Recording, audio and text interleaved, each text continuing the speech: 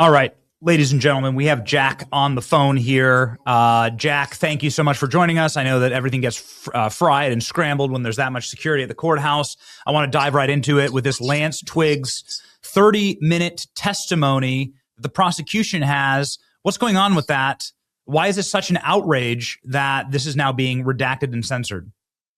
Well, Benny, thanks so much for having me on, and thank you for your fight and for your words of support for Erica and the family, as you've been doing all along, your fight for the truth. Look, this is an outrage because, Benny, people like you and me and those of us who are close to Charlie, we've just wanted the truth ever since we've been to the right, ever since we got past that first video. We wanted to know, who was it that fired that shot? Why did he fire that shot? What happened? Why did we lose our friend?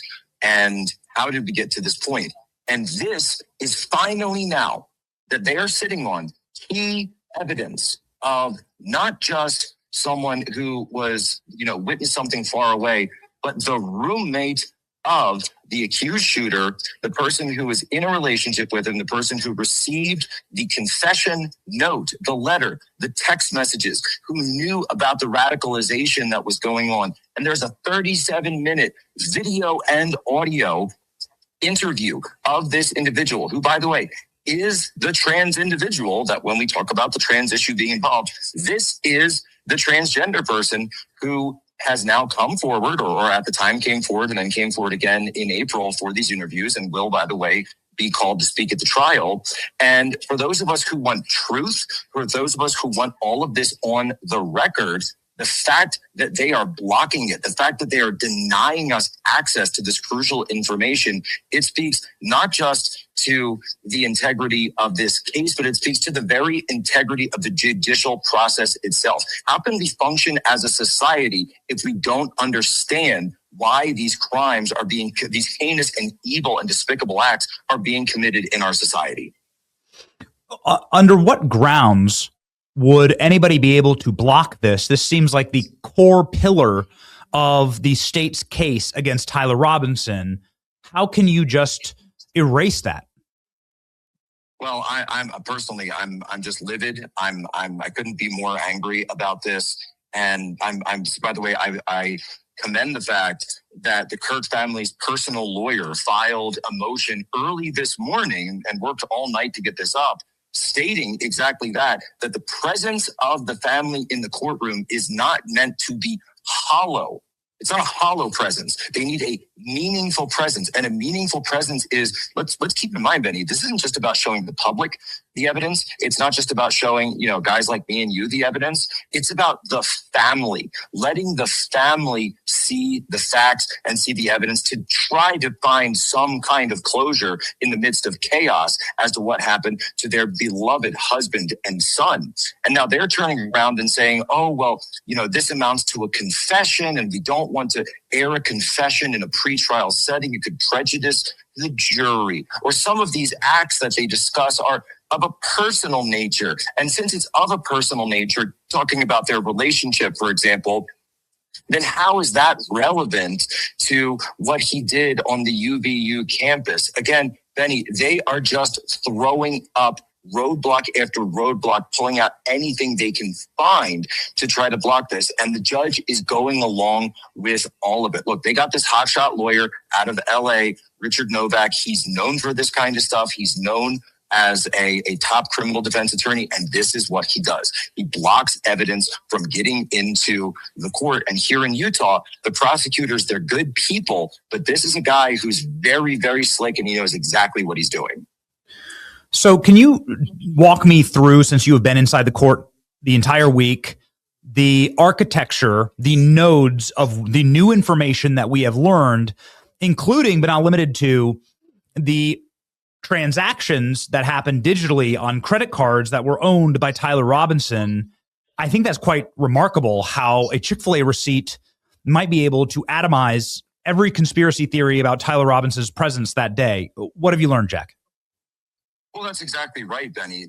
So we have the video, and by the way, the video that's being played in the courtroom is like 4 times more, 4K. I mean, it is like 4K, 10 times more crystal clear and high quality than what you guys are seeing, broadcast off of that monitor in the courtroom. We can see it perfectly from our vantage point. And that's another thing that's causing me a lot of frustration, that those videos are no longer being sent out in full quality. That's something that I've actually asked to fight for, and that we do need to get, and possibly we'll be making a human events filing later on. But when we're seeing that, we get the videos, but then there's the corroboratory evidence that goes along with the video. So you pointed out exactly the Chick-fil-A purchase that can be timed with financial transactions. You know what else, Ken? Did he stop for gas at all between his home in St. George, which is 3 hours away in Washington County, to here in Utah? So as he's driving through the Utah desert, if he stopped for gas, that will be tied with his car. That will be tied with the financial transaction. And then what we expect to get to at some point this week, we hope, depending on these delay tactics, that we want to get cell phone information, because there's something with cell phone that I don't think people realize. Not only does it give you track, cell phone information can give you elevation.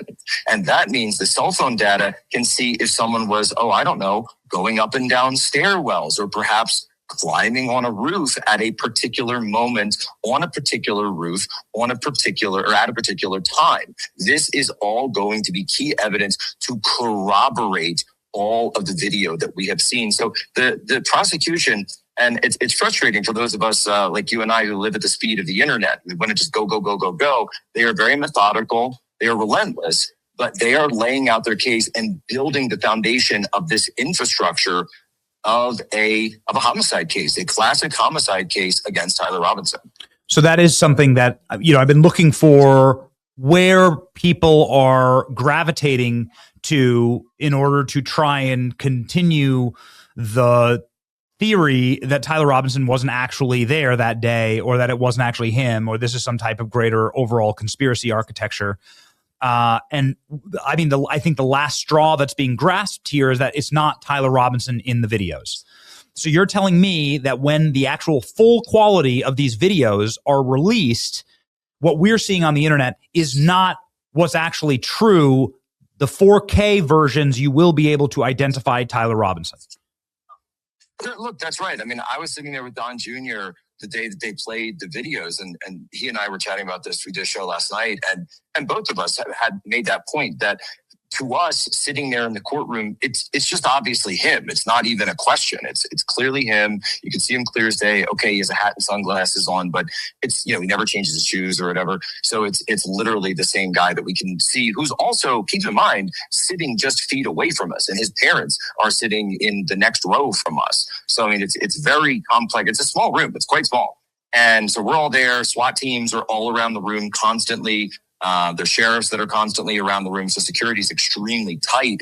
But for such a big issue, for such a big case, such a high profile case, it really is such a small space. And there's that sort of juxtaposition about how we're all kind of in the thick of it, in the eye of the storm, as it were. But these videos, this evidence that's coming out is key. And by the way, I would be remiss if I didn't mention the fact that the DNA match, an 89 to 95% DNA match on the towel and the screwdriver that's already been admitted into evidence. We're told that we are also going to be getting ATF evidence. So the ATF did the report on the rifle that was found, and that evidence is supposed to come by the end of the week. That will also show a match to Tyler Robinson.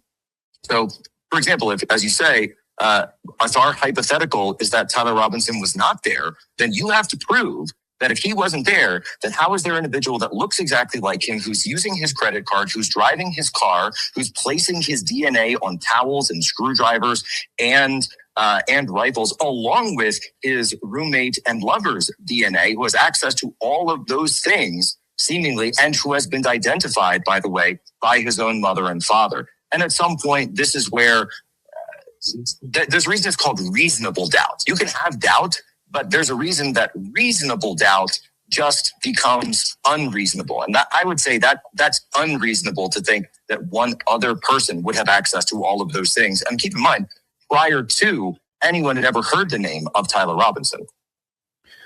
Yes, correct. He didn't even go to school there, right? So there is no earthly explanation for him to be stalking the campus 4 times that day. There's all other possible explanations just fall to the wayside because they don't hold up to scrutiny when you have a level of evidence like this. And by the way, and I've made this point in other places, there's far more evidence against Tyler Robinson than there ever was against Brian Kohberger. And folks may remember Brian Kohberger was the individual who was convicted of hacking to death those four sorority girls up in Idaho. There was far less evidence against Brian Kohberger compared to this mountain that we have against Tyler Robinson. Really quickly here, Jack, do you have any indication, since you are able to see things we can't see, meaning you're able to watch Tyler Robinson, his defense attorneys, you're able to see them speaking to each other and so on, and absorb kind of the energy of the courthouse? Do you have any indication that they're going to plead, that they're going to just say, well, let's spare you the death penalty and get you a couple life sentences and just call it good? Or do you think they're going to take this thing all the way full through trial and jury decision? Well, look, obviously that's a question that's on everyone's lips. And I will say, at this point, I have not seen anything that indicates that any deals are in the works or on the table. So I would say at this point, no deals. I'm not going to preclude the fact that there could be a deal in the future. We never know. Every prosecutor and defense attorney is making careful to say if this goes to trial, meaning that it is a potential question. That's also because the judge has yet to rule on the probable cause. Although I think everyone knows that we do have probable cause here. They met that bar the first day in terms of the evidence they presented. So could there be a deal? It's possible, but at this point, it doesn't seem likely. Interesting. And so then the trial would be taking place then months from now, correct? This is still going to carry on. I've heard it could be end of 2027. I've even heard potentially 2028. Goodness gracious. All right. Yep. Yeah, man, you hate to see it. Man, you hate to see it. In, all right. As we used to say in the Navy, strap in and embrace the suck. Yes. Okay. Any final takeaways, Jack? I know you have to get going, but any final takeaways? I am about to walk in. I'll just say to everybody, thank you for your support. Pray for Erica and pray for the family. I know you guys already are, but continue to do that, because yesterday, getting that ruling that the evidence would not come out, and we're hoping that it's played first thing this morning. It was reported that they had a very emotional moment. I was sitting right there. Obviously, it did not go the way that we wanted, to say the least. That's what made us so outraged and so upset, because they just want the truth. They just want the truth to come out and for the world to see what happened to Charlie. That's all they want. That's all they're fighting for. That's why they could be anywhere else right now. And believe me, none of us want to be there, least of all them. None of us want to be in this courtroom at all. Believe me, I hate every second of this. It's horrible. And to then sit there and be stonewalled and be told that we flew all this way, we came all this way, we're spending all this time, the scrutiny, the media, the security that's required for them to travel, and then be told that you can't even see the evidence. It's maddening. It's absolutely maddening. So please continue to keep Erica and Kathy and Robert, Charlie's parents, in your prayers, because they're in here fighting hard, and it's not easy for them.